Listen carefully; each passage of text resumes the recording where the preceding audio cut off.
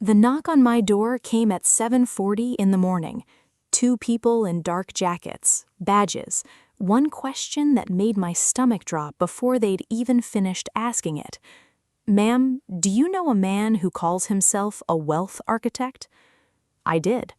I'd trusted him with more money than I'd ever had in my life, and in that moment, standing in my doorway in my robe, I still didn't know if I was about to be told I was a victim or a suspect.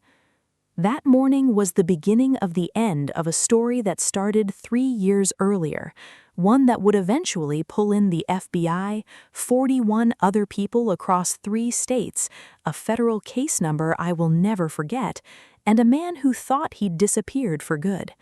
He hadn't. He'd worn a different name, rented a Lamborghini he never owned, filled a storage unit in Scottsdale, Arizona with exactly the kind of paperwork that puts people in federal prison, and he'd looked a room full of nurses, teachers, retirees, and a physical therapist with a bad back in the eye and told us our money was temporarily restricted due to a third-party custodial audit. There was no custodian. There was no audit. He thought a room full of nurses, teachers, retirees, and a physical therapist with a bad back wouldn't know how to read a bank wire, subpoena a server, or sit across from an FBI special agent and lay it all out in order. He was wrong. But before I tell you how it ended, the case number, the courtroom, the money we actually got back, I need to take you back to the beginning. Because the version of this story people usually want to hear, scammer gets caught, victim gets money back, skips over the 18 months in the middle where none of that felt certain at all. There were weeks I believed we'd never see him again. There were nights with a legal pad and math I didn't understand yet, convinced I was wasting my time. I wasn't. And it started with a number I still can't say out loud without my hands going cold. That's when everything changed. Before I go further, I want to say something clearly. This isn't a story about how dumb I was. Every single person who fell for this Ponzi, myself included, was smart, careful, and skeptical by nature in every other part of our lives. That's actually the whole point of this video. Ponzi schemes don't target stupid people. They target busy people, grieving people, hopeful people. People like you, probably, or someone you love. Today's story is about greed, betrayal, and the long, unglamorous process of getting dollars back through the actual legal system, not through revenge fantasy, but through documentation, agencies, a receivership, and a federal indictment. That's what actually works, and I'm going to walk you through every single step, in order, with the real terminology. Because if this ever happens to you or someone you love, you'll want to know exactly what I know now. If you're new here, this channel covers real financial fraud cases, the kind the news covers for 90 seconds and then forgets entirely. If that's useful to you, subscribe, because next week's story involves a fake charity and a stolen identity that took 4 years to unravel completely. Now, let's go back to where it actually started, not with the FBI at my door, with an ordinary morning 3 years earlier, when I had no idea a man was about to walk into my life who would take almost everything I had. I didn't even know his name yet. In early 2021, I was 40 years old, recently divorced, working 38 hours a week as a licensed physical therapist at an outpatient orthopedic clinic outside Dayton, Ohio. My ex-husband and I had split the house, split the joint savings, and I was left with about $61,000 in checking and savings, a modest 401k from 12 years at the same clinic, and sole custody of our 14-year-old, Emma. 6 months before that, my mother had passed away after a hard year with pancreatic cancer.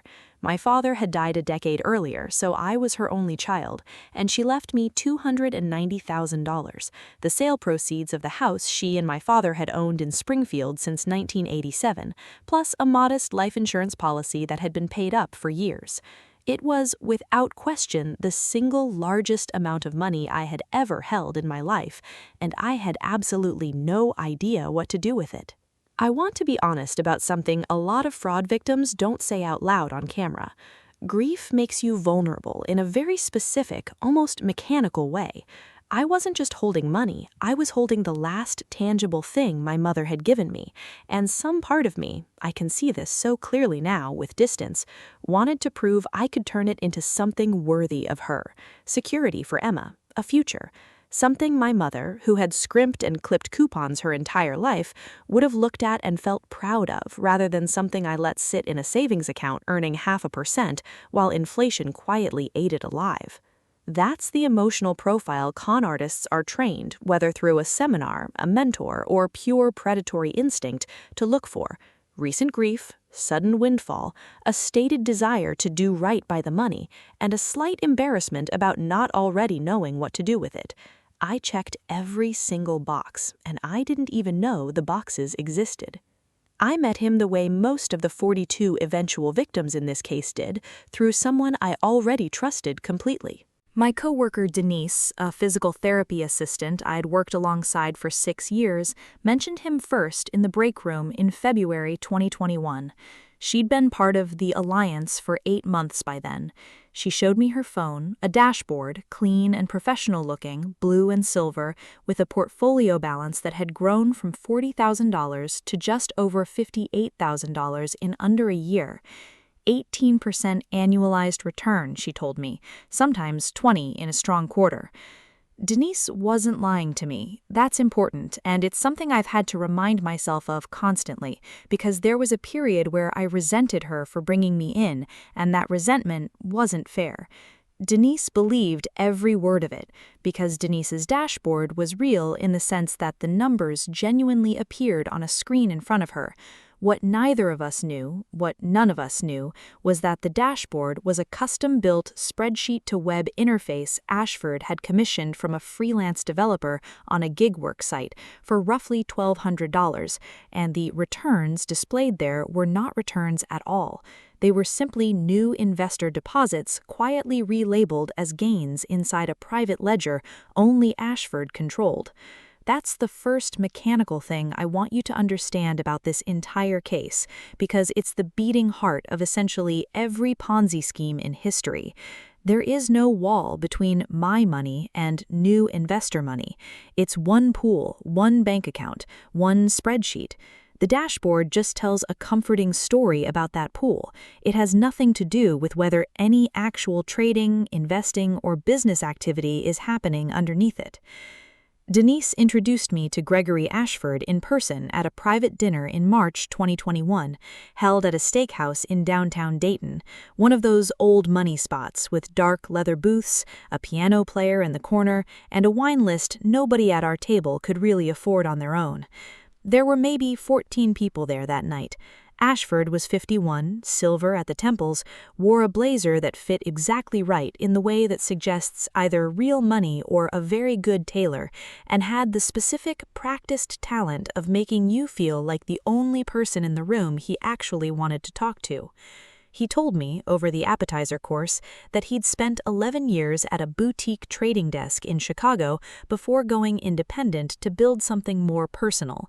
He said he ran a private investment club, by referral only, capped membership, no public marketing whatsoever, because, in his words, the SEC makes it functionally impossible to run an efficient, agile fund if you have to advertise to total strangers and answer to a compliance department the size of a small country. He said his strategy combined algorithmic forex trading with access to pre-IPO private placements, shares in companies about to go public, that regular retail investors supposedly couldn't touch without connections like his. I want to pause here and name the red flags explicitly, one at a time, because you will hear a version of every single one of these if this ever happens to you or someone you love.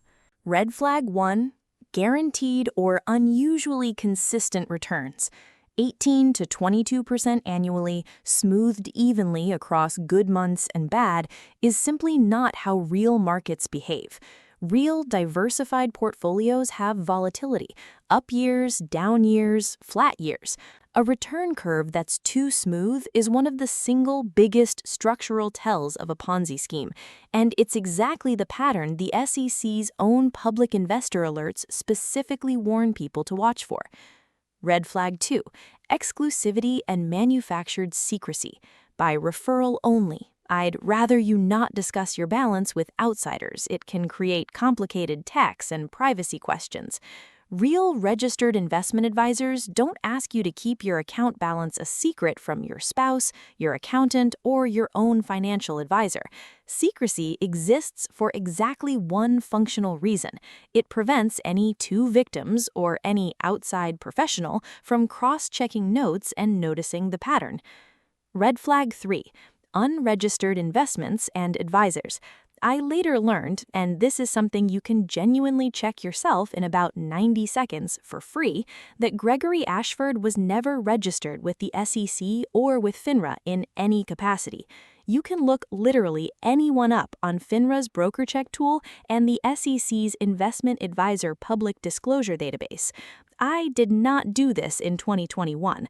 Almost none of us did. If even one of us had, this entire story ends in March of 2021 instead of October of 2023. Red flag 4, pressure disguised as generosity. Ashford told me in that very first dinner that the fund was likely closing to new capital by end of quarter, and that he'd have to think hard about whether to make room for one more person.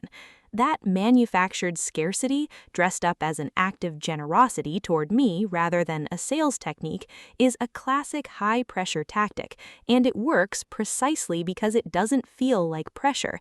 It feels like being chosen. I missed every single one of them, all 4, sitting right there on the table between the bread basket and the wine list, and I didn't see a single one. I want to take a moment here to describe the other people at that dinner, because I think it matters for understanding why none of us caught it. This wasn't a room full of gullible people chasing a fantasy. It was a room full of careful, ordinary people who had simply worked hard for a very long time. There was a married couple in their 60s, both retired school teachers from a district just outside Dayton, who told me they'd been referred by their pastor, a man they'd trusted for over 20 years. There was a small business owner who ran an HVAC company with 14 employees, who said Ashford had been recommended by his accountant.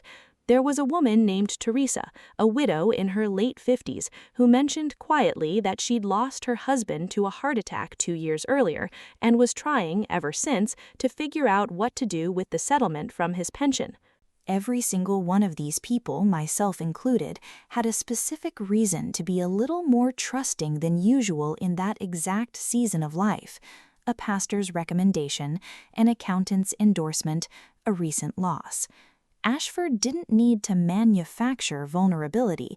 He simply needed to find a room full of it, which, if you think about it, isn't hard to do. Most rooms full of adults over 40 have at least a few people in exactly that position at any given time. I remember Ashford spent almost the entire dinner asking questions rather than making claims. What did I do for work? How was Emma adjusting to the divorce? Did I have any hobbies I'd let go of during the hard years with my mother? It felt, at the time, like genuine interest. I understand now it was information gathering, the same way a good salesperson learns your objections before you've even raised them, so he can address each one before it becomes a real obstacle. There's one moment from this period I think about often, and it's small, almost nothing, but it stayed with me. In August 2021, about a month after my first wire transfer, Emma, 14 at the time, asked me at dinner where the lake house money had gone, since she'd overheard me on the phone with Denise talking about the alliance. I told her it was invested with a financial expert who was going to help grow Grandma's money for her college fund. She asked, in the specific, slightly skeptical way only a teenager can manage, "How do you know he's not just, lying?" I laughed it off. I told her I'd met him in person, that Denise had been part of it for almost a year already, that there were dashboards and statements and real people involved, not some anonymous online thing. I remember feeling a small flash of irritation that she'd even ask, as though her question reflected badly on my judgment rather than being the single most reasonable question anyone had asked me in 6 months. I've thought about that conversation more than almost any other moment in this entire story. A 14-year-old with no financial literacy training whatsoever asked the only question that actually mattered, using nothing but basic skepticism. I had 2 graduate-adjacent years of continuing education credits in orthopedic rehabilitation, and I couldn't manage the same question about a man I'd known for 5 months.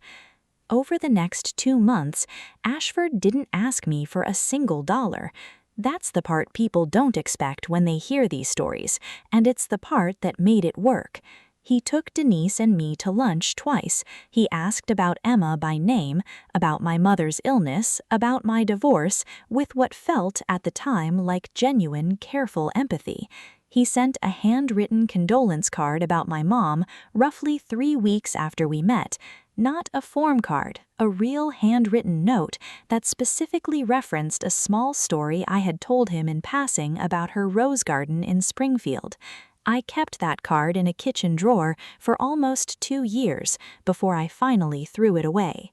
He introduced me to 5 other members at a quarterly update event at a rented lake house on Indian Lake in June 2021, a genuinely beautiful property that I assumed reasonably he owned, and that I later learned through a subpoenaed rental platform record he had booked for a single weekend through a short-term rental app for $890.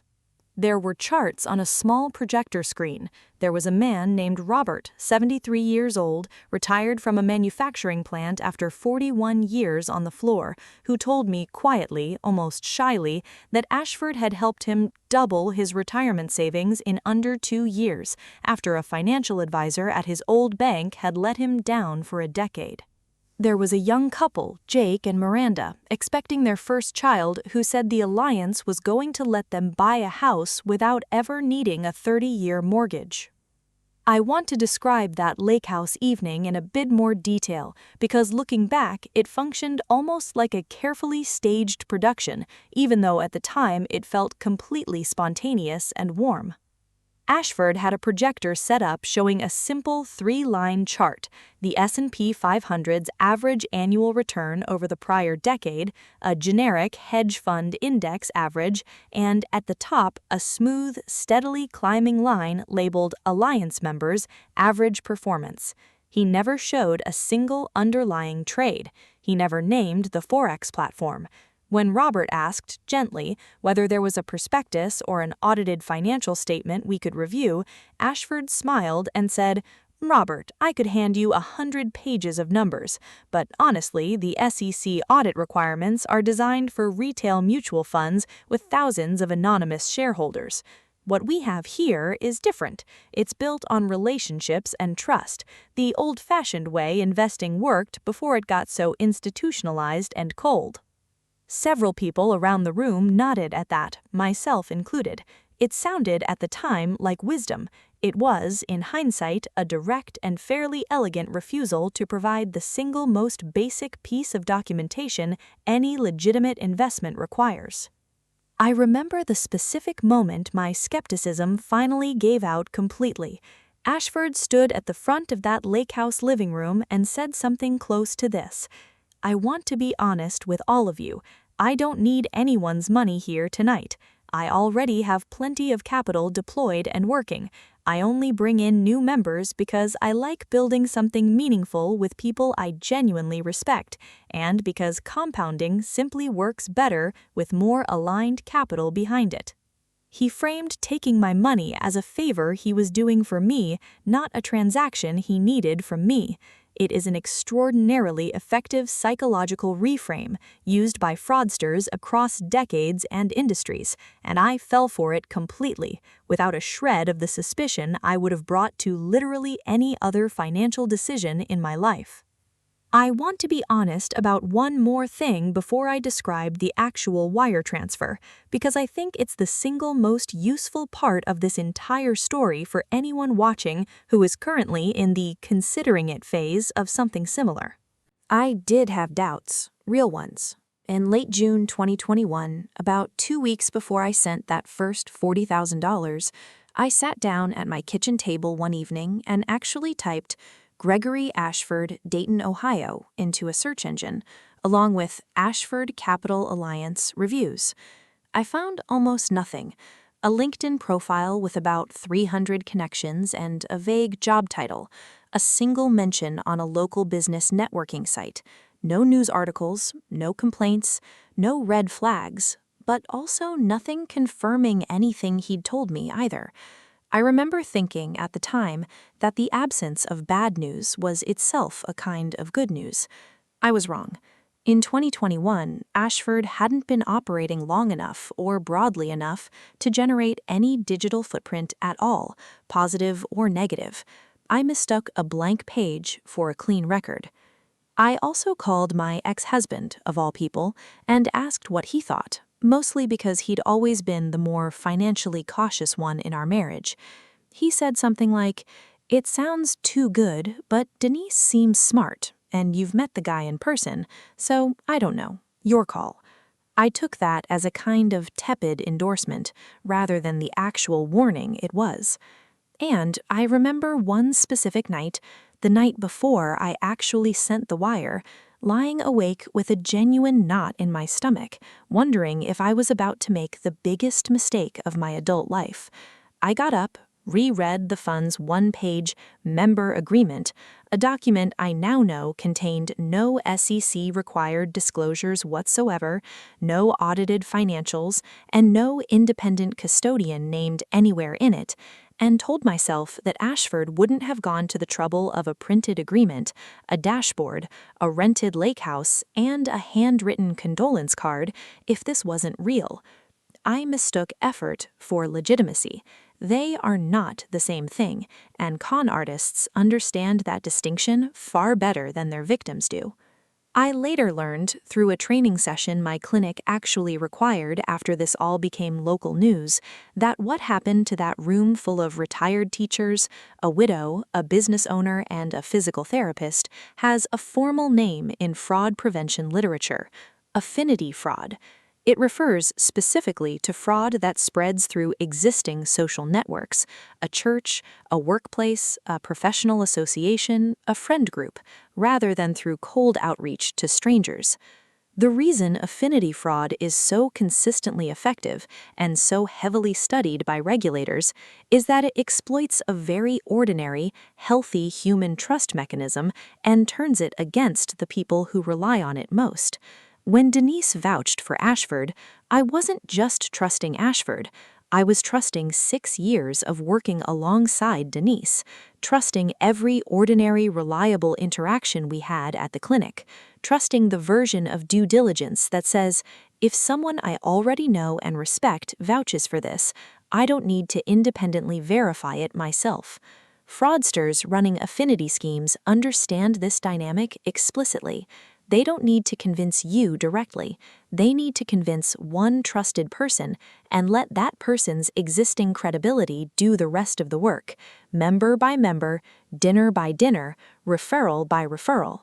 The SEC's own investor education materials specifically warn about affinity fraud within tight-knit communities, religious congregations, immigrant communities, retirement communities, and workplaces, precisely because the same social trust that makes those communities valuable and supportive also makes them efficient distribution channels for exactly this kind of scheme. Knowing that now doesn't undo what happened, but I think it matters because it reframes the story slightly. This wasn't 42 individually careless people. This was one deliberate man who understood social trust mechanics well enough to turn an entire community's decency into his own recruitment funnel. There's one more piece of the trust-building machinery I need to explain because it's central to how Ponzi schemes actually sustain themselves, and because I participated in it myself without ever seeing it clearly. In September 2021, about 2 months after my first deposit, Ashford mentioned, almost in passing, that members who referred new participants received a relationship bonus, an extra 2% credited to their own account balance for every new member they brought in who deposited at least $25,000. He was careful never to call it a commission, and he was careful never to frame it as something I should actively pursue. He simply mentioned that Denise had received one after referring me as a thank you for growing the community. I referred 2 people myself over the following year, a fellow physical therapist named Carla, who deposited $30,000 in early 2022, and my next-door neighbor, who ultimately decided not to join after his own son, who worked in banking, advised him against it, a warning I wish, now, I had taken as seriously as he apparently did. I want to be direct about what this referral structure actually was functionally. It was an unlicensed, informal commission system for selling unregistered securities, which is illegal on its own, even setting aside the underlying fraud.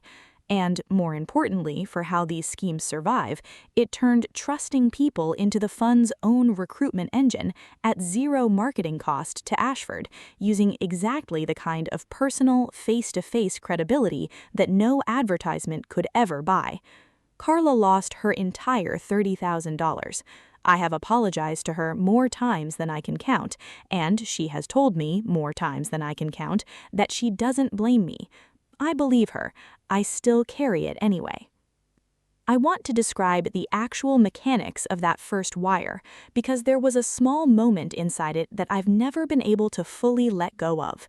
On July 14, 2021, I wired $40,000 from my primary savings account to an entity called Ashford Capital Alliance LLC to a business checking account at a regional bank I'd never heard of before that week. When I initiated the wire through my bank's local branch, the representative helping me, a woman probably close to my own age, asked the standard verification questions required for large outgoing wires, then paused and asked, somewhat informally, "Is this for an investment you verified independently, or is this coming from someone you know personally?" I told her it was an investment club a coworker had introduced me to. She said carefully, "We're required to ask just because we've seen an uptick in wire fraud targeting exactly this kind of situation lately, private investment groups, personal referrals. Not saying that's what this is, just wanted to flag it." I remember thanking her, telling her I appreciated the caution, and confirming the wire anyway.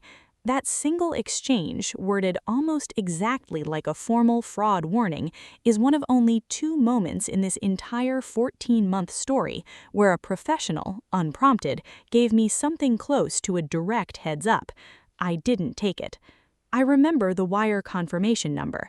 I remember standing in my kitchen after I hit send on my banking app, feeling this strange, specific mix of nausea and pride, like I had just done something both reckless and, finally, properly adult at the same time. The way you feel signing a mortgage, except with none of the paperwork protections a mortgage actually has. Within 6 weeks, my dashboard showed a balance of $44,800, right on an 18% annualized pace, exactly as promised. Ashford called me personally to congratulate me on getting in at a good entry point relative to the fund's current cycle. I remember exactly what he said on that call, because I wrote it down afterward, the way you write down something a doctor says that you want to remember forever. "Sarah, you're going to look back on this call one day as the moment everything changed for you and Emma." He was right about that, just not remotely in the way he meant it and not for a long time. Between July 2021 and September 2022, I wired Ashford a total of 11 separate payments, some brand new deposits from savings, some reinvested profits I technically never touched or transferred to my own account, since withdrawing and then redepositing felt inefficient when the dashboard offered a single reinvest button, totaling $341,612 in principal contributions. That included nearly all of my mother's inheritance and roughly $50,000 of my own separate savings, money I had specifically earmarked, in my head, for Emma's eventual college tuition. By the fall of 2022, the dashboard told me my balance was $412,300. I genuinely believed I had grown my mother's legacy by over $70,000 in just 14 months, through nothing more than trust and patience. I had actually handed a con artist $341,612 in real cash, and the number sitting on my screen was a piece of fiction, typed into a private spreadsheet by a man who was, at that exact moment, quietly running low on new investors willing to keep the whole fragile structure alive. That's Act 1. That's how trust gets built, brick by careful brick, by a person who understands exactly what you need to feel in a given season of your life: safe, smart, taken care of, chosen, and manufactures every single one of those feelings on purpose, with intention, the way a builder pours a foundation. In the next section, I'll show you exactly how it all came apart, starting with a phone call in October 2022 that I will remember in exact detail for the rest of my life. The first sign something was wrong wasn't dramatic at all. It was mundane, which I think is actually more honest to how these things really unravel in real life than any movie version would suggest. In October 2022, I needed $18,000 for a down payment on a reliable used car. My old one had over 190,000 miles, and the transmission was starting to fail on the highway, which terrified me with Emma in the car. I logged into the Alliance dashboard and submitted a standard withdrawal request for $18,000 against my supposed $412,300. The portal said withdrawals were processed within 5 to 7 business days. That had been true before. I'd tested a small $2,000 withdrawal back in early 2022, specifically to build my own confidence, and it had arrived cleanly in 4 days. Day 7 came and went. No withdrawal. I emailed Ashford's assistant, a young man named Cody who handled all member services correspondence. He replied within a day that there was a brief processing delay due to a custodial reconciliation on our end, and it would be fully resolved within the week, no action needed on your part. I didn't think much of it yet. I want to be honest about that, because I think it matters. My own brain generated excuses on Ashford's behalf before he even had to supply them himself. That's something I've learned about fraud victims, myself very much included. We do a significant amount of the con artist's psychological work for him, because admitting we were wrong feels so much worse in the moment than simply waiting a little longer.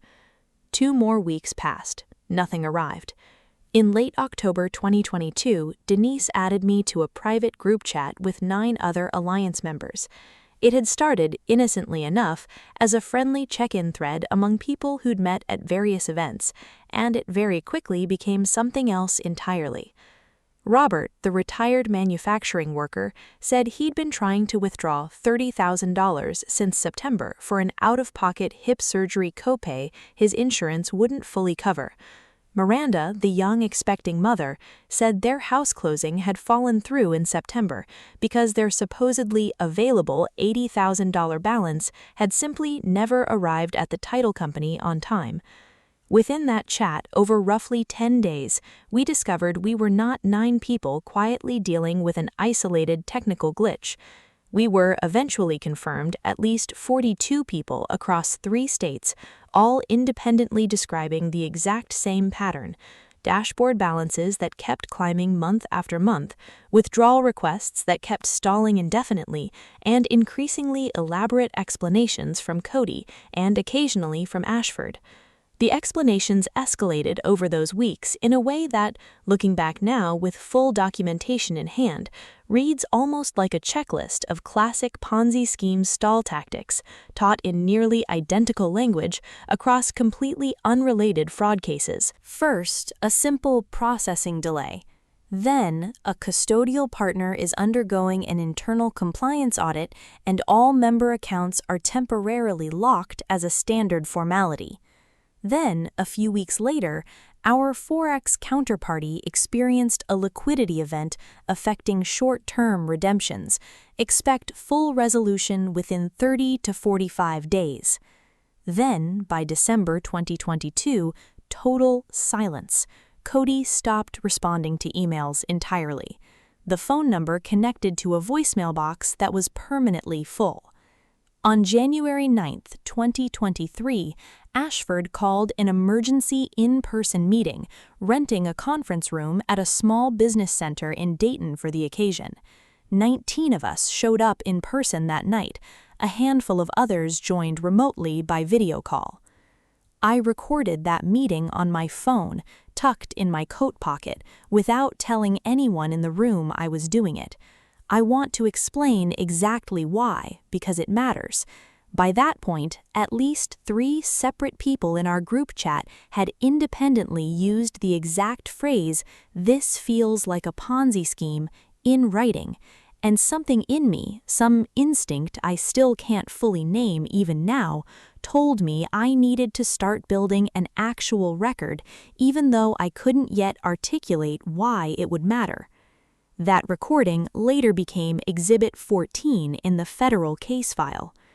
I want to share a short piece of what was actually said in that room, transcribed directly from the recording, because I think the calm confidence in it is genuinely chilling in hindsight. A member near the front, one of the retired school teachers, asked him directly, "Gregory, is our principal safe? Just yes or no?" Ashford's response, verbatim, "There is no version of this where your principal isn't safe. I've built this fund on relationships, not just numbers, and I would never let anything happen to people I consider family. What we're dealing with is a paperwork issue, not a money issue. I need you to trust the process the way you've trusted me for the last 2 years." Robert asked a second question. "Then why can't I get $18,000 out for a surgery I need next month?" Ashford paused. I remember this pause specifically because it's the only moment in the entire recording where he doesn't answer instantly, and said, "Robert, I promise you, if it comes down to it, I will personally make sure your surgery is covered before I worry about anything else. You have my word on that." He never did. Robert's surgery was ultimately delayed until 2025, funded by his eventual receivership payout. In that meeting, Ashford told us, calmly and with total composure, that our funds were fully intact but temporarily restricted due to what he now called a third-party custodial audit tied to new FinCEN reporting requirements affecting private funds nationwide. He said he personally had over $2 million of his own capital locked under the identical restriction, which he offered as proof of his own good faith and shared suffering. He promised full access within 1 business quarter, at the absolute latest. He was calm the entire time.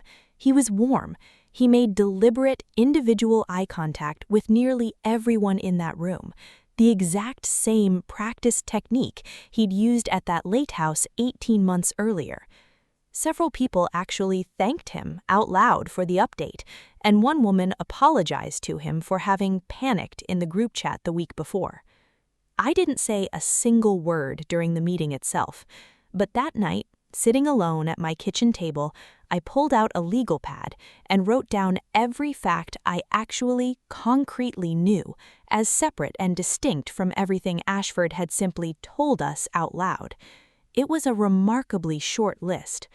I knew the exact dollar amounts I personally wired, on which specific dates, to which specific bank account.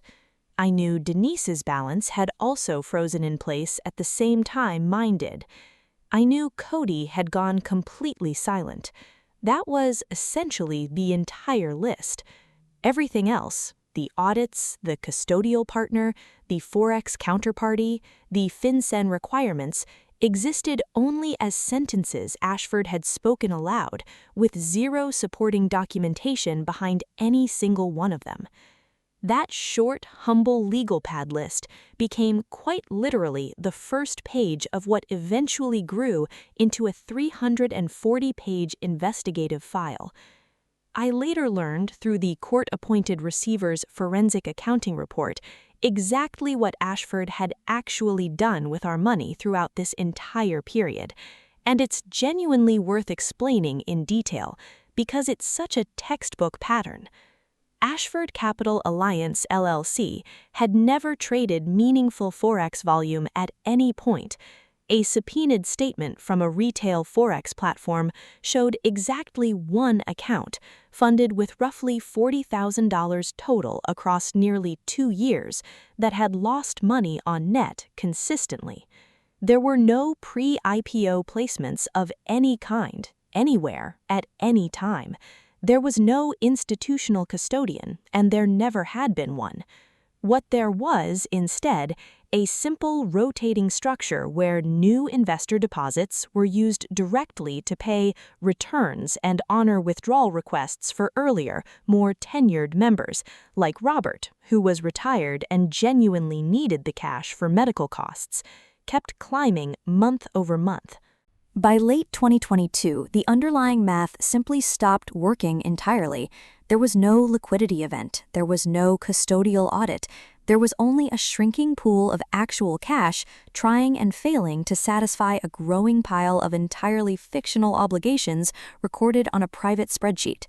In the meantime, bank records later obtained through federal grand jury subpoena showed that between March 2021 and December 2022, Ashford personally withdrew or transferred approximately $1.9 million from the alliance's operating accounts into his own personal accounts and a handful of shell entities, money that funded a leased Lamborghini Huracan, a rented estate in Scottsdale, Arizona, private school tuition for his 2 children from a previous marriage, and, as we'd later learn, seed capital for at least one other investment scheme he was quietly running in Arizona under a subtly different name.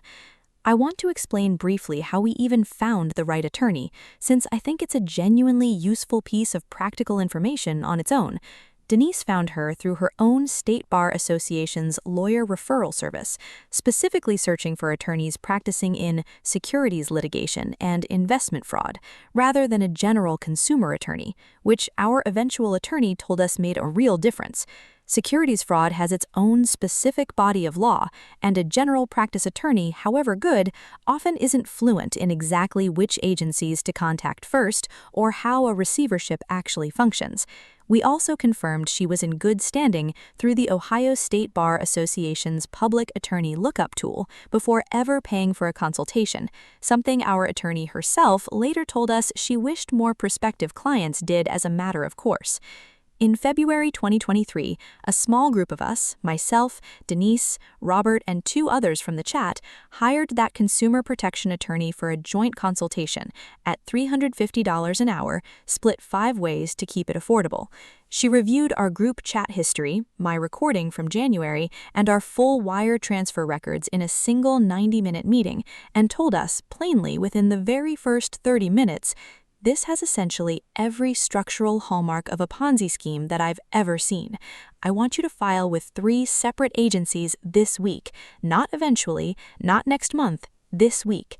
She named them specifically one at a time: the FBI's Internet Crime Complaint Center, known widely as I3C, the SEC's Office of Investor Education and Advocacy tip line, and the appropriate state securities regulator, which in my case was the Ohio Division of Securities, since state regulators frequently move faster on regional cases of this size than federal agencies initially do before a case gets consolidated.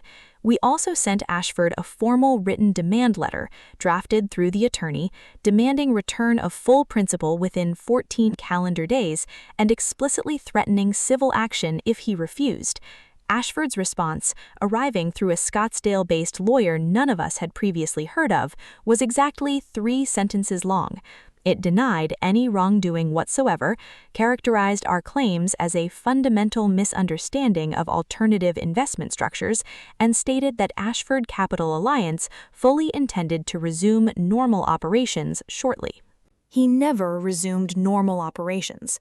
10 days after that letter arrived, Ashford's cell phone was disconnected entirely, his Scottsdale rental property was vacated overnight, and the leased Lamborghini was reported to the leasing company as voluntarily surrendered from a self-storage facility parking lot in Scottsdale, a small detail that would become oddly critically important to the eventual federal case, because that storage facility's own security camera footage from the surrender date placed Ashford, physically, in person, at a location 3 states away from where he later publicly claimed to have been at the exact same time. Before I describe the harder-to-measure damage, I want to lay out the scale of this in hard numbers, because I think it's easy to hear $9.4 million and picture something abstract rather than 42 individual households. Of the eventual 42 confirmed victims, losses ranged from a low of $8,000, a young woman who had only just started contributing before the collapse, to a high of $612,000, held by the HVAC business owner I mentioned earlier, who had invested a combination of personal savings and a portion of his company's retained earnings, a decision that nearly forced him to lay off employees in early 2023 before he secured a business line of credit to cover payroll. 11 of the 42 victims were retirees, relying at least partly on the invested funds for living expenses. 6 were, like me, managing an inheritance from a deceased parent. Average losses across the full group came out to roughly $224,000 per household. For context, more than 4 times the median U.S. household's total savings and investments combined, according to Federal Reserve Survey data from that period. Before I move into what became a 14-month investigation, I want to name the damage that never shows up in a restitution order, because I think it matters just as much as the number. My relationship with Denise nearly didn't survive this. For close to 2 months in early 2023, I could barely look at her, even though I knew, logically, that she was as much a victim as I was. She'd lost $58,000 of her own, everything she'd put in, plus what she'd been told she'd earned. We eventually talked it through, honestly, over several long phone calls, and she said something that stuck with me. "I feel like I recruited you into my own robbery." We're closer now than we were before any of this happened, but it took real, deliberate work to get there. My relationship with Emma changed too, in a quieter way.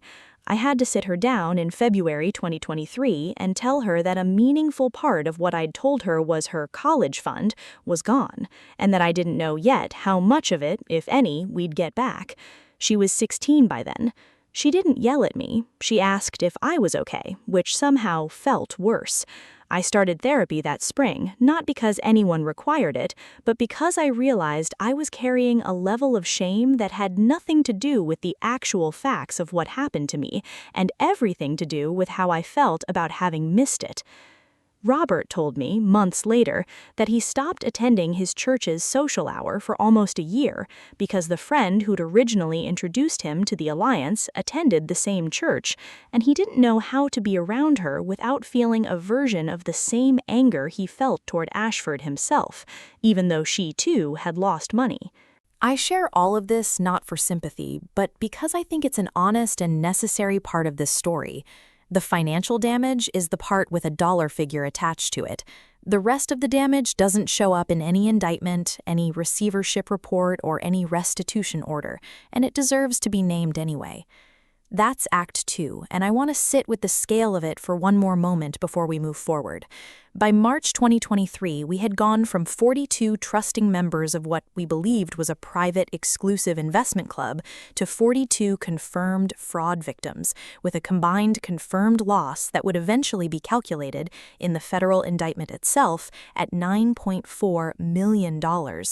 None of us had any idea yet that we were about to spend the next 14 months becoming amateur financial investigators ourselves, or that the evidence we would assemble, largely on our own time and our own kitchen tables, would eventually sit on an FBI special agent's desk, organized more cleanly than most of the case files he saw professionally in a given year. I need to be honest about something important here. I am not, by nature, a natural investigator. I'm a physical therapist. Before March of 2023, the single most complicated financial document I had ever personally reviewed was my own mortgage disclosure statement, and even that I mostly skimmed. What changed over the following 14 months wasn't some hidden talent I discovered. It was rage, plain and simple, combined with Denise, Robert, and eventually a forensic accountant named Priya Nathan, who together turned 5 furious, frightened victims into a genuinely functioning task force. The very first thing our attorney had us do, before any single agency had even responded to our initial filings, was build what she called a clean master timeline. Every wire transfer, every dashboard screenshot, every email from Cody, every text message from Ashford himself, organized in strict chronological order inside a single shared spreadsheet, with columns for date, dollar amount, sending account, receiving account, and supporting documentation attached. It sounds tedious because it genuinely was tedious.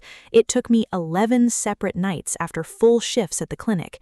But that unglamorous spreadsheet became the literal skeleton of the entire eventual federal case.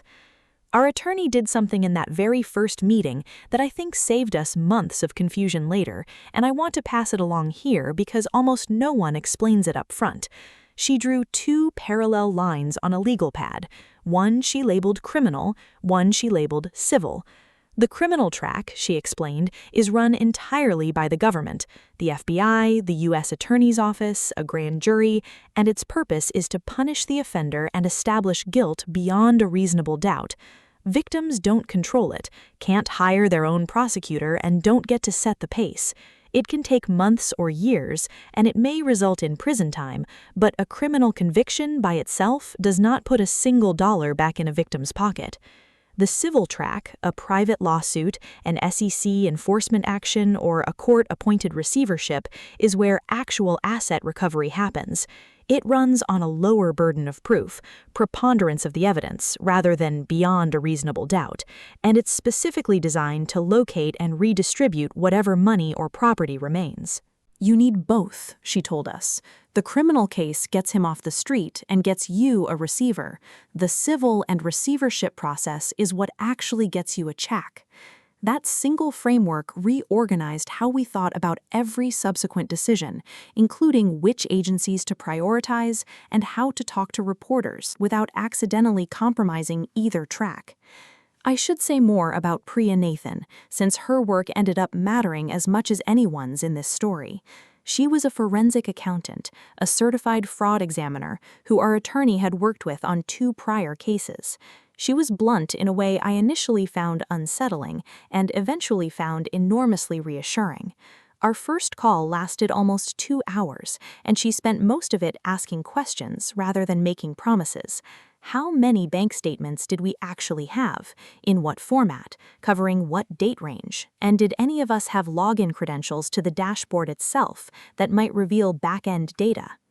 She explained early on that her entire job in a case like this was to answer one specific question with total mathematical clarity. Was there ever a real underlying business generating real revenue, or was the entire operation simply moving existing investor money around and calling portions of it profit? She told us that question, answered cleanly, is often the single most persuasive document in the entire case, more persuasive to prosecutors than any amount of victim testimony, because it doesn't depend on anyone's memory or credibility. It depends only on arithmetic. Here is where the story becomes genuinely detective-like, and I want to slow down through this part deliberately, because the specific tools I used are things almost anyone reading or watching this could use themselves, for free, starting today. Step 1. FINRA Broker Check and SEC Edgar. I finally did, in February 2023, what I absolutely should have done back in March of 2021. I searched Gregory Ashford's full name and Ashford Capital Alliance through FINRA's Public Broker Check tool and the SEC's Investment Advisor Public Disclosure database. Nothing came back. No registration, ever, under his name or under any variation of the company name I tried. That total absence was itself powerful evidence. A legitimate investment advisor managing tens of millions of dollars for dozens of clients would necessarily show up somewhere in these public regulatory databases. He appeared in none of them, anywhere, at any point in time. Step 2. State business filings. Ohio's Secretary of State business search tool showed that Gregory Ashford Capital Alliance, LLC, had been registered back in 2020, with Gregory Ashford listed as the sole member. But a second search, this one entirely Denise's idea since her cousin happened to work in Arizona real estate and knew the state's public filing portal well, turned up a second separate LLC entirely, Sonoran Legacy Partners LLC, registered in Arizona in early 2022, also under Ashford's name as the sole listed member, with a description almost identical to the first: private wealth management and alternative asset advisory services. That single discovery was our first solid indication he was actively running a second parallel operation, very likely in order to recruit an entirely new pool of Arizona-based investors whose fresh deposits could keep the original Ohio structure limping along for just a little longer, a common Ponzi scheme survival tactic, sometimes casually called robbing Peter to pay Paul, except in this case, functionally, he had quietly opened up an entire second Peter in order to keep paying the original Paul. And that's when I found the smoking gun. I want to explain precisely what that smoking gun actually was, in specific detail, because I genuinely believe it's the single piece of evidence that got the FBI to open a formal, prioritized case file, rather than simply log our complaint into a general queue behind thousands of others. Using our shared wire transfer spreadsheet as a foundation, Priya, the forensic accountant our attorney connected us with, who agreed to work on contingency against the eventual recovery amount rather than an hourly fee, carefully mapped every single dollar that came into the Ashford Capital Alliance operating account against every dollar that went back out, using account statements two of us had actually managed to obtain through a small claims discovery request as former members of the fund. What she found was almost mathematically, elegantly clean. No independent trading revenue of any kind ever entered that account from any source at any point. Every single so-called return ever paid out to any investor could be traced dollar for dollar directly back to a deposit made by a newer investor within the preceding 90 days. Priya put it to me plainly over the phone in a way I've never forgotten. Sarah, this isn't a failed investment strategy that just didn't work out. There's no strategy here at all, and there never was one. This is a closed loop, full stop. This is, definitionally, textbook, a Ponzi scheme, and I can prove every part of it using nothing but these bank statements alone. That closed-loop financial analysis, ultimately presented as a single clear flowchart, became Exhibit 22 in the eventual federal case file. While Priya worked the numbers meticulously, Denise and I worked the people.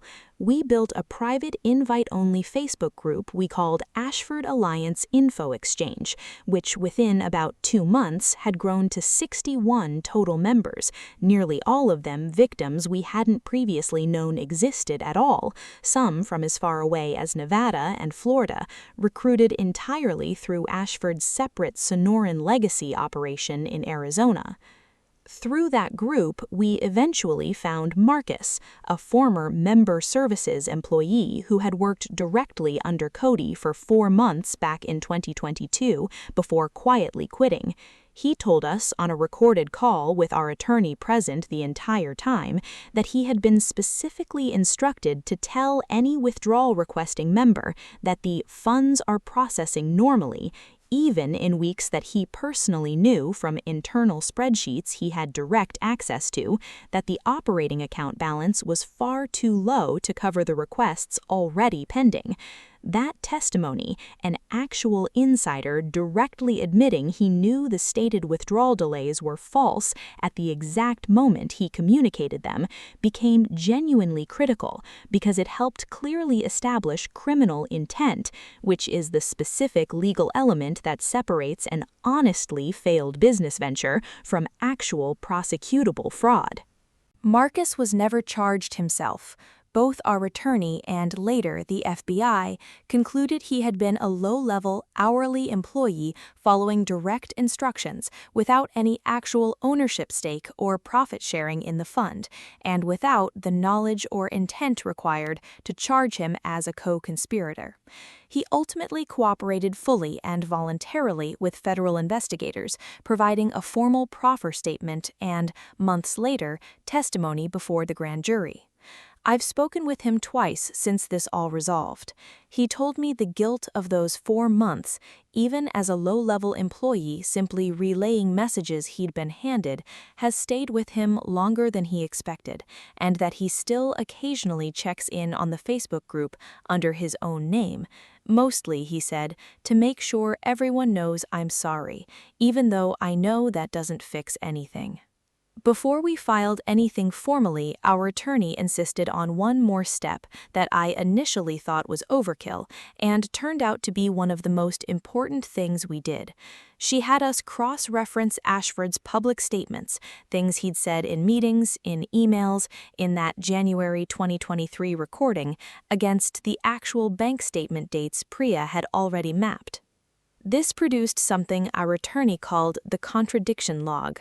On November 3, 2022, Cody had emailed Robert that the fund was fully liquid and simply experiencing a processing backlog. Bank records showed that on that exact date, the entire operating account held $14,211 against more than $380,000 in pending withdrawal requests. On December 12, 2022, Ashford told 2 members by phone that the custodial audit is in its final stages, a statement made 9 days after his Scottsdale rental had already been vacated, according to a leasing record we obtained later. Each entry in that contradiction log paired a specific false statement with a specific provable contradicting fact. By the time we finished it, we had 26 separate entries. Our attorney told us this log alone would likely be enough to establish a pattern of knowing misrepresentation, the legal foundation for fraud, as opposed to simple mismanagement or bad luck. In April 2023, with the attorney's guidance every step of the way, we formally filed the following, all within the same 2-week window. A detailed complaint with the FBI's Internet Crime Complaint Center, IC3, which routes reports to the appropriate regional field office based on the facts submitted. A comprehensive tip with the SEC's Office of Investor Education and Advocacy submitted alongside Priya's completed closed-loop financial analysis as supporting documentation. A formal complaint with the Ohio Division of Securities, which holds independent legal authority to investigate securities fraud under state law, even before any federal charges are formally filed. A parallel complaint with the Arizona Corporation Commission's Securities Division, given the clear existence of the separate Sonoran legacy entity operating in that state. We also filed a report with the Federal Trade Commission through its reportfraud.ftc.gov portal. Our attorney explained that while the FTC generally handles consumer fraud rather than securities fraud specifically, filing there matters anyway because the FTC shares its consumer complaint database, called the Consumer Sentinel Network, with thousands of law enforcement agencies nationwide, including the FBI and state attorneys general. A report filed there can surface in an entirely separate investigation months later, even one none of us knew existed at the time, and in our case, it's how a handful of the eventual Arizona victims first connected with our case at all, after an Arizona investigator ran a Consumer Sentinel search on Ashford's name during an unrelated inquiry. We also, critically and somewhat nervously, went semi-public. Robert, at 73 years old, bravely agreed to speak, anonymized at first with his voice altered and his face kept off camera, to a local investigative reporter at a Dayton television station, who ultimately ran a 2-minute evening segment simply asking viewers, "Have you personally invested with Gregory Ashford or with something called the Ashford Alliance?" That single short segment brought in 14 additional confirmed victims within 1 week, several of whom had documentation none of the rest of us had, including one woman, a retired schoolteacher living in Columbus, Ohio, who had saved an actual voicemail from Ashford dated November 2022, in which he promised her, word for word, that her funds were 100% safe and fully liquid at all times, a recorded statement made at a moment when bank records would later definitively show the operating account held less than 4% of the total balances owed to members. In June 2023, we very nearly lost him for good, permanently. Through a victim connected via the Sonoran Legacy side of our Facebook group, we learned Ashford had scheduled a town hall event for his Arizona investors at a hotel conference room in Scottsdale, clearly, in hindsight, an attempt to keep that second scheme's investors calm and reassured, and likely also to solicit fresh new deposits under a subtly rebranded pitch. Our attorney contacted an Arizona-based securities attorney already working with the Arizona victims, who in turn alerted both the Arizona Corporation Commission's Securities Division and separately the FBI's Phoenix field office directly, since interstate wire fraud specifically gives federal agencies jurisdiction that individual state regulators simply don't have on their own. 2 days before that scheduled town hall, Ashford abruptly canceled it without any public explanation and, according to a car rental record later obtained via subpoena, drove directly to Las Vegas rather than to Phoenix that entire weekend. For 6 agonizing weeks after that, no one in either victim group knew where he actually was. Our shared Facebook group nearly gave up hope entirely during this stretch, with several members privately telling me they now assumed he had simply fled the country for good. It was, honestly and without exaggeration, the single lowest point of the entire 14-month ordeal for me personally. The creeping fear that all of this careful, painstaking documentation we had built by hand would end up sitting quietly in a federal file cabinet forever, with no one left to actually arrest at the end of it. I remember specifically the night Denise called me, close to 11 at night, having just seen a comment in the Facebook group speculating that Ashford had already crossed into Mexico. I didn't sleep much that night. I kept thinking about the 11 nights I'd spent building that spreadsheet, and the 90-minute consultation with our attorney, and the small claims discovery request, and wondering whether all of it had simply been a very organized, very thorough way of grieving money we were never going to see again, in any form, criminal or civil. What none of us knew yet during those 6 weeks was that Ashford hadn't fled the country at all. He had, in fact, made a decision that would ultimately be his undoing. Rather than disappearing entirely, he tried to keep operating, quietly, under a slightly altered name, because, as he apparently told a cellmate much later, according to a detail our attorney learned informally after the plea, he still believed the real estate deal in Nevada was going to work out, and that he could eventually make everyone whole if he just had a little more time and a little more capital. He wasn't hiding to escape forever. He was hiding to buy time for a plan that, per the receiver's later forensic report, had no realistic chance of ever actually working. In August 2023, I received a phone call that genuinely changed everything that followed. An FBI special agent named Daniel Reyes, working out of the Cincinnati resident agency within the broader FBI Cleveland field office territory, told me our original IC3 complaint, combined with the Ohio Division of Securities referral and PRIA's completed financial analysis, had officially been consolidated into a single formal case file, 245A CI 7291043, opened under a joint securities and wire fraud task force operating in coordination with the U.S. Attorney's Office for the Southern District of Ohio. He asked me to come in personally for a formal recorded interview. I brought the master spreadsheet, I brought the recording from that January 2023 meeting, I brought PRIA's closed-loop flowchart printed and organized in a binder. Special Agent Reyes told me something I will never forget, sitting across a plain government-issue table. In 15 years doing this exact kind of work, I've maybe had 3 victims ever walk in here this organized. You just personally saved this office probably 4 months of preliminary work.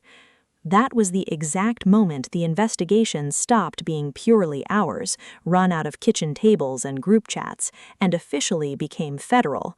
Grand jury subpoenas went out almost immediately to banks in both Ohio and Arizona. A dedicated financial forfeiture specialist was formally assigned to the case, and in October 2023, agents from the FBI's Phoenix field office, acting on a tip from a storage facility employee who happened to recognize Ashford's name from that earlier local news segment months before, located him living under a slightly altered surname, Gregory Ashworth, in a rented condominium in Henderson, Nevada, working, almost unbelievably, as an unlicensed financial coach for an entirely new set of clients he had recruited through a paid social media advertising campaign. He was arrested by FBI agents on October 19, 2023, on a federal criminal complaint formally charging wire fraud and securities fraud. He did not resist arrest in any way. He reportedly asked the arresting agents, quite calmly, "How did you find me so fast?" The honest answer, in every meaningful sense, was us. I mentioned at the very start of this story a storage unit in Scottsdale, Arizona, and I want to close this act by explaining exactly what agents found there because it's the detail I keep coming back to more than almost any other. When the Scottsdale rental was vacated in early 2023, Ashford hadn't actually destroyed anything. He'd simply moved a portion of his physical records, printed bank statements, a handwritten ledger, a folder of blank member agreement templates, and oddly, a box of the same handwritten condolence cards he'd used to build early trust, several of them pre-written and never sent, into a self-storage unit rented under a slightly misspelled version of his own name. FBI agents located and searched that unit under a federal search warrant in October 2023, the same week as his arrest, based on a lead our attorney's Arizona contact had passed to the Phoenix field office. Inside, agents found the original title documents for the Lake Havasu boat, financial records connecting the Ohio and Arizona operations directly to one another for the first time in a single place, and a personal notebook containing what the receiver's report later described as rough calculations of total member liabilities dated from mid-2022. In plain terms, a moment where Ashford appears to have privately done the exact same math Priya later did, and understood, in writing, in his own handwriting, that the fund could not cover what it owed. That notebook entry became one of the clearest pieces of evidence establishing that Ashford knew, well before any of us did, that the whole structure had already failed. An arrest is not a conviction, and I genuinely want to walk through what actually happened next in real detail, because this is the part most true crime content tends to skip entirely, and it's also the part that ultimately determines whether victims actually see any money back at all. In November 2023, a federal grand jury sitting in the Southern District of Ohio returned a formal indictment against Gregory Ashford on 11 separate counts, 7 counts of wire fraud under 18 U.S.C. Section 1343, 3 counts of securities fraud under the Securities Exchange Act, and 1 count of engaging in monetary transactions in criminally derived property under 18 U.S.C. Section 1957. The indictment specifically cited the closed-loop financial analysis Priya had originally built by hand, now formally adopted and expanded by the FBI's own dedicated forensic accountants, and named all 42 identified victims, with a combined confirmed principal loss of $9.4 million. Separately, and honestly just as importantly for the practical question of actually getting money back, the SEC filed a parallel civil enforcement action and asked the federal court to appoint a receiver, a court-supervised, entirely independent professional whose sole job is to locate, freeze, and eventually liquidate a fraudster's remaining assets for the direct benefit of confirmed victims. This is a critical distinction I want to emphasize clearly. The criminal prosecution exists to punish the person and protect future victims. The parallel civil receivership process is usually what actually returns real dollars to real people, and the two tracks run entirely separately on their own independent timelines. The court-appointed receiver, an attorney named Howard Feld, moved within weeks to freeze every remaining identifiable asset: the rented Henderson, Nevada condo, which held nothing since it was never owned, a brokerage account held in Ashford's own name containing $211,000, a cryptocurrency wallet traced patiently through blockchain analysis holding the equivalent of roughly $94,000, and, this is the detail I personally still think about the most, even now, a UCC lien filed against a half-share ownership interest Ashford held in a boat, specifically a 42-foot cabin cruiser docked in Lake Havasu, purchased back in 2022 for $340,000, a number almost eerily close to the exact amount I had personally lost. Here is the part of this story that made all 42 of us the angriest by far, and it came out publicly during the receivership's detailed forensic accounting process, filed as part of the SEC's parallel civil case. Of the roughly $9.4 million total confirmed investor losses across both the Ohio and Arizona operations combined, the receiver's final report broke down precisely where the money had actually gone. Approximately $3.1 million had gone directly back out as returns paid to earlier investors, the purely mechanical Ponzi payments that kept the entire illusion alive month after month. Roughly $1.9 million had gone straight to Ashford's own personal spending: the Lamborghini lease payments, the Scottsdale rental, private school tuition for his children, and the boat purchase. But the single largest remaining category, at a striking $2.4 million, had gone towards something none of us had ever anticipated. Ashford had used stolen investor money to personally bankroll an entirely separate, smaller Ponzi-style real estate flipping scheme in Nevada, apparently genuinely believing it would eventually generate enough real, legitimate profit to quietly refill the original alliance's accounts and let him keep the whole collapsing structure running indefinitely. He wasn't only stealing to live an extravagant lifestyle, although he was certainly doing plenty of that too. He was actively gambling stolen money on a second, entirely separate fraudulent scheme in a doomed and increasingly desperate effort to make the first one temporarily solvent again. The receiver's final written report used a phrase I found darkly, precisely fitting: a Ponzi scheme funding a Ponzi scheme. In March 2024, facing genuinely overwhelming documentary evidence, much of it originally assembled by unpaid victims sitting at kitchen tables long before the FBI ever formally got involved, Gregory Ashford accepted a formal plea agreement. He pleaded guilty to 2 counts of wire fraud and 1 count of securities fraud, out of the original 11 counts in the indictment.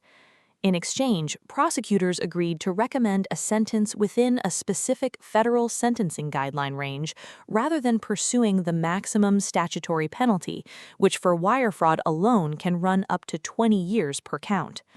Our attorney explained that this kind of negotiated plea is extremely common in complex financial fraud cases, not because the evidence is weak, but because a full trial is expensive, lengthy, and carries some risk for both sides, and because a guilty plea guarantees a conviction and an enforceable restitution order without subjecting 42 victims to the added burden of testifying in open court under cross-examination for what could have been a multi-week trial.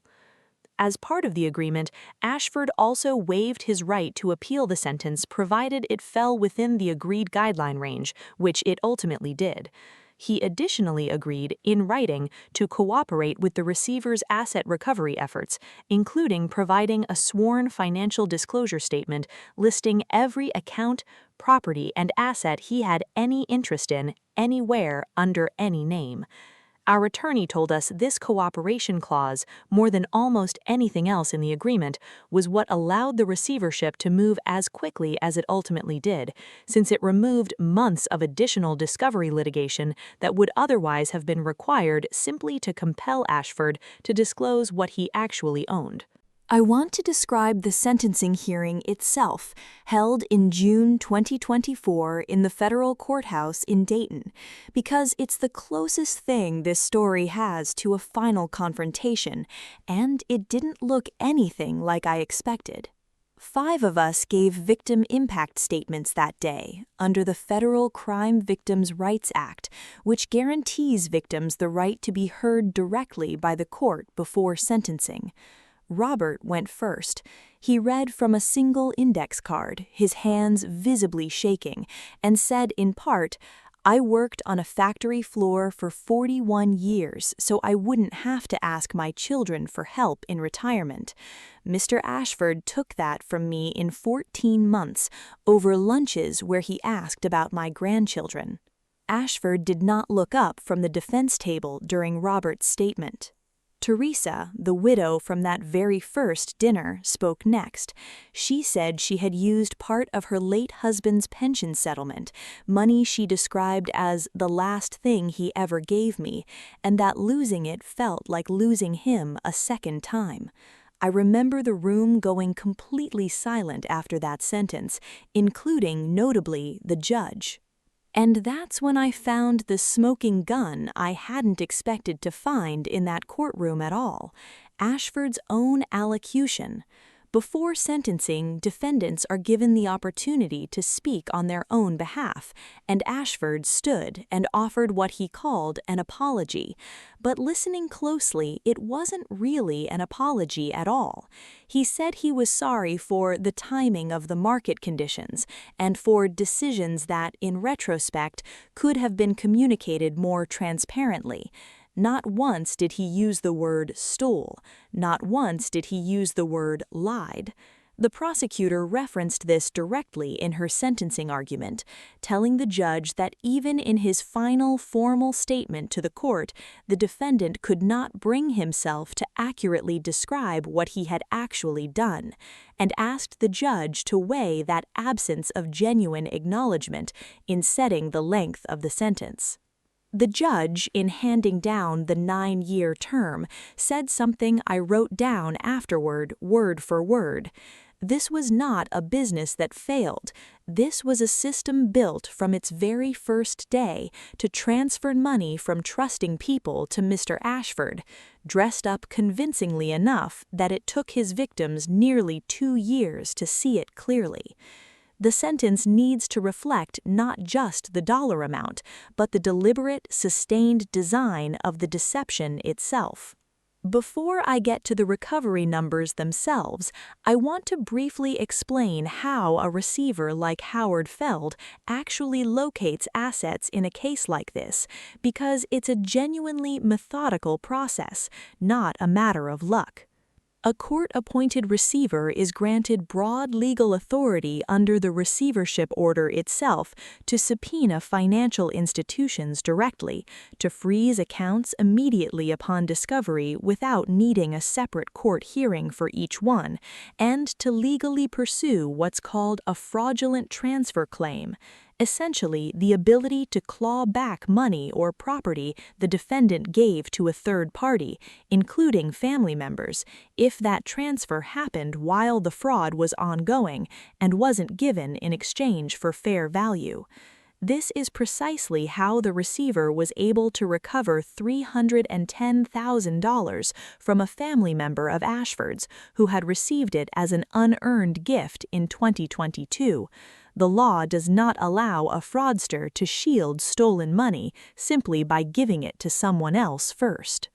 Receivers also routinely use blockchain analysis firms to trace cryptocurrency, subpoena vehicle and vessel title records to find boats, cars, and property registered under any name connected to the defendant, and cross-reference credit bureau and address history data to locate accounts opened under aliases.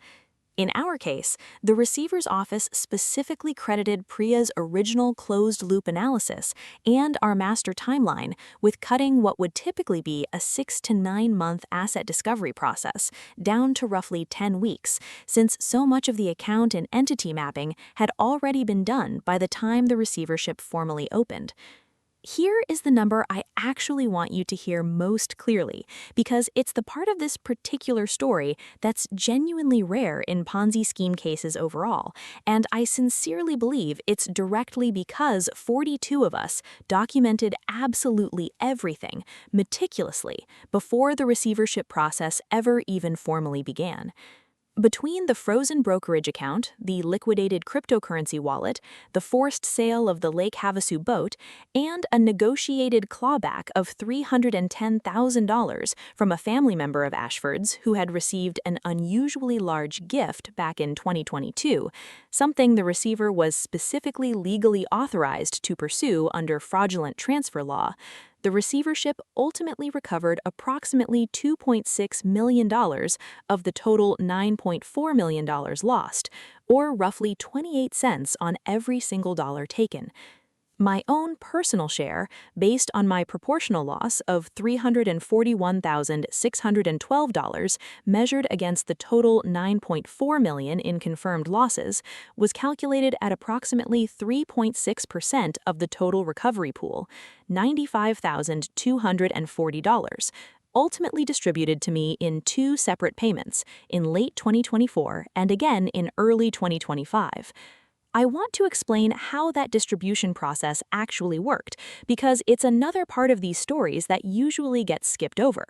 The receiver, Howard Feld, was required to publish a formal claims process, giving every identified victim a set window, in our case 90 days, to submit a sworn proof of claim form, along with supporting documentation of exactly what they had deposited and what, if anything, they had already withdrawn before the collapse. This is where our master spreadsheet paid off one final time. Because Priya had already reconciled every wire against every statement for all 42 of us, our group's claims were processed with almost no follow-up questions from the receiver's office, while several victims outside our original group, who hadn't kept records as carefully, faced delays of several additional months, while the receiver's staff manually reconstructed their transaction history from bank subpoenas. Distributions from a receivership are also not necessarily final or singular. Ours came in 2 waves specifically because the receiver continued liquidating assets, including the boat, which took nearly 8 months to sell at a court-approved price, after the first distribution had already gone out based on cash already in hand.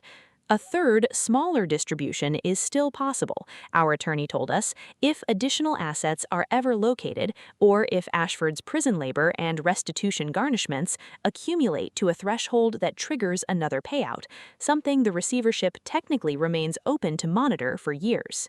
I will not pretend that's everything back, because it genuinely isn't. It's roughly 28% of what I actually lost, and I want to be completely honest with you about that specific number, because I think most fraud recovery content out there quietly oversells the ending. What actually changed my overall financial picture wasn't only that check, it was combining it with the formal restitution order, which legally means a portion of Ashford's future prison wages and any income he ever earns again for the rest of his working life is permanently garnished toward the remaining balance he still owes to me and the other 41 confirmed victims. I rebuilt slowly, deliberately, and without any illusions about shortcuts this time. I moved everything I had left, including the recovered funds, into a careful combination of a high-yield savings account, a target date index fund inside my employer 401k, and a small taxable brokerage account managed alongside a fee-only fiduciary advisor I found specifically through the CFP board's own verified search tool. Someone legally required, by the actual terms of their license, to act in my best interest, rather than earn a commission on whatever product they happen to sell me. I check FINRA broker check now out of pure habit before I trust anyone with a single dollar of my money. I check it the way some people double-check a locked front door before bed, almost without thinking about it anymore. Denise, Robert, and I still talk regularly, and honestly, we've grown closer through all of this, not further apart, which surprised me. Robert finally got his hip surgery in early 2025, funded partly by his own portion of the recovered money.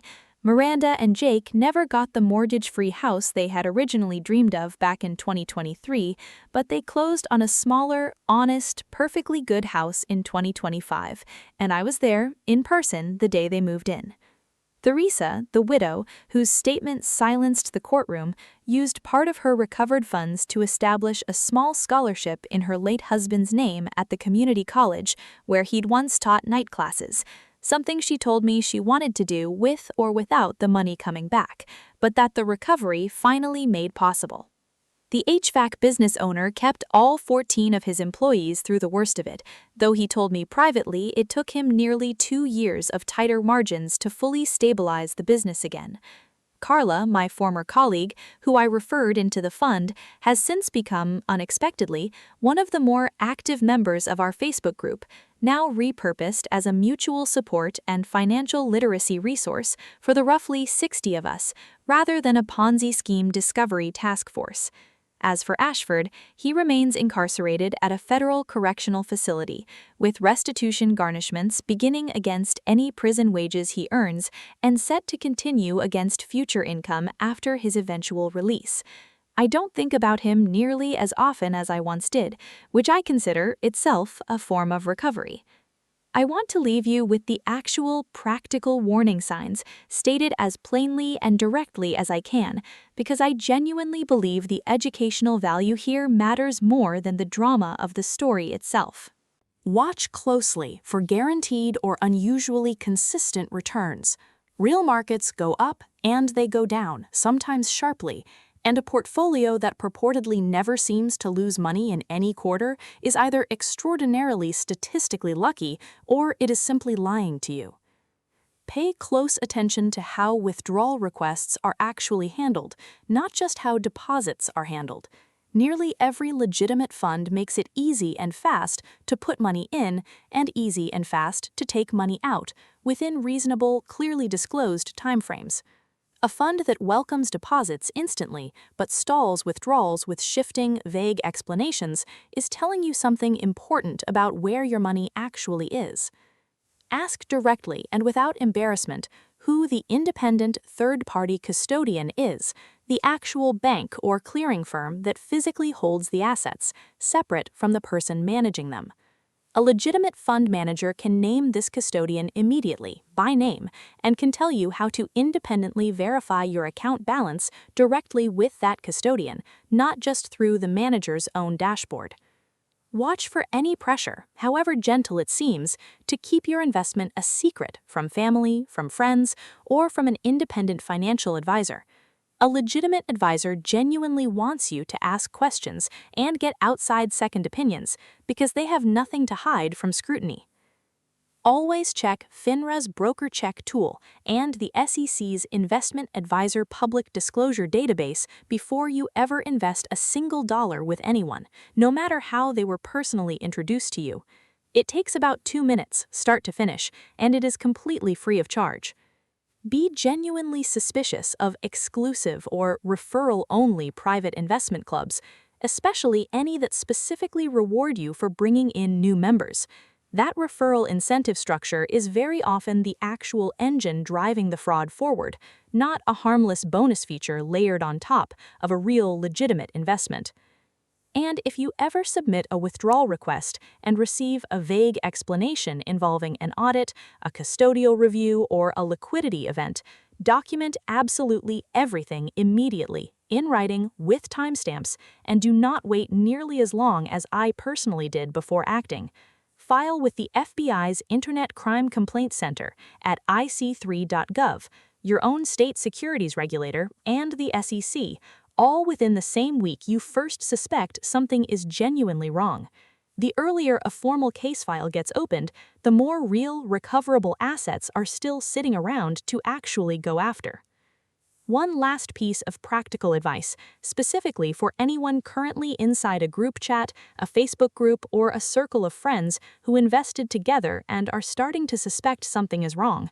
Start your own version of our master spreadsheet today, not after you filed a single report. Write down every date, every dollar amount, every promise you were made in writing, and every name of anyone who has communicated with you about the fund. You do not need a forensic accountant to start that document. You only need honesty with yourself about what you actually know versus what you've simply been told, which, as I learned the hard way, are two completely different lists. I also want to say something about the shame that tends to follow a story like this, because I think it deserves its own moment before I sign off. For most of 2023, I felt a level of embarrassment about this that was, frankly, disproportionate to anything I had actually done wrong. I had done normal, reasonable things, trusted a coworker, met someone in person multiple times, asked my ex-husband for a second opinion, listened to a bank representative's caution and weighed it against my own judgment. Every one of those is a reasonable step for an intelligent adult to take.